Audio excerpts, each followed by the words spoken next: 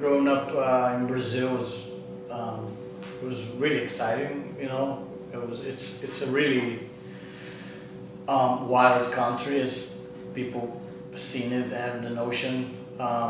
We had a really fun childhood. I have a sister, Kira, and Igor is my brother. I was very close to both of them, especially Igor.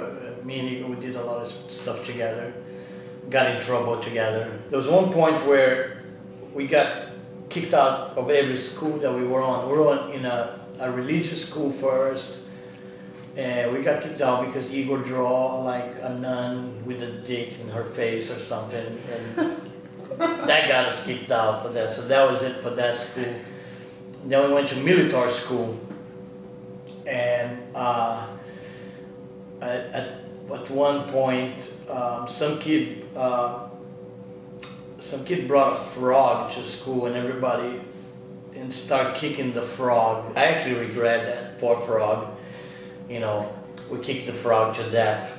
We got kicked out of military school, and then the last school we tried was public school, and we went to the bathroom one day and destroyed all the faucets, and the whole bathroom exploded. There is the first part of our life until I was 9 years old, which was when my dad was still alive, and we made good money. My dad was an ambassador of Italy in São Paulo. We had a house in the beach that we go every weekend, and we used to go to football games together. And after he died, our life changed entirely. He was only 41. He didn't leave any, he didn't prepare anything like life insurance type stuff, so we lost everything pretty much in 24 hours. We actually ended up moving back to Belo Horizonte, where we were born, and living with my grandma, and living in the back of my grandma's house, which is only one bedroom, one bathroom, like a really small, and we all had to work. We didn't have any money, and was pissed off about remembering the good life we had and don't have that anymore. It was like, what happened? You know, life was so good, and now it's shit. You know, it sucks, and so we need something to hold on to it, and that's where heavy metal came in. For me, the death of my father is one of the hardest moments of my life. You know, it was like, especially the way he died, because he had a heart attack, and my cousin had to drive to the hospital, and I was holding on to him. He was in the front seat, and I was holding in his chest.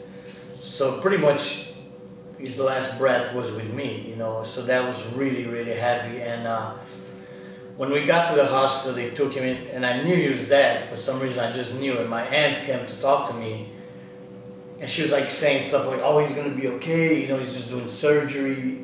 And I was like, don't lie to me, because I know he's dead, I know he's gone. My mom was a single mom raising the three of us. I came home one day to tell my mom, I'm done with school. You know, it's just not for us. Me and Igor, we made the decision.